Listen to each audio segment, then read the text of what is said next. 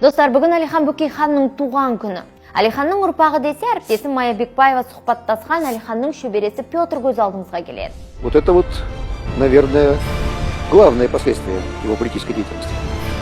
То, что его потомки полностью стали русскими. Орыстанып кеткен қазақша шорқақ, қазақ кім екенін танымайтын Петр, бірақ Әлиханның Елена әйелінен туған Елизавета деген қызы болды.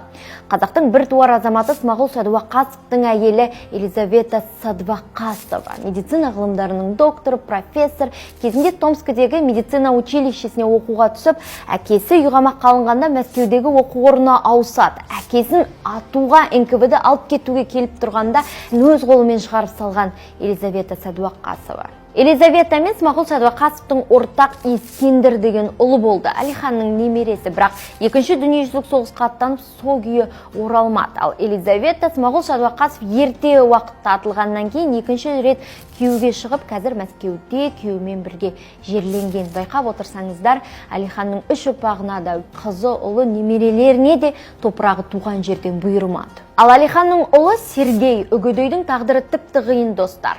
Инженер-металлург, жезқазған кен орнының негізін қалаушылардың бірі, Қаныш Сәтбаевпен қатар жұмыс деген бас инженер болған. Бірақ 37 жылы әкесі атылғаннан кейін оны қызметінен алып тастайды, Ресейге жер аударады. Өмірінің соңында қатты қайғырып, ішімдікке салынып кеткен көрінеді. Өзі Мәскеуде жерленген, ұрпақтары сол Мәскеуде өмір сүреді.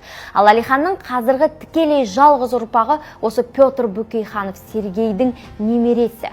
Сөзіне сенсек, оның атасы, әкесі өзі де орыстан әйел алған, қазақ екенін кейін білген.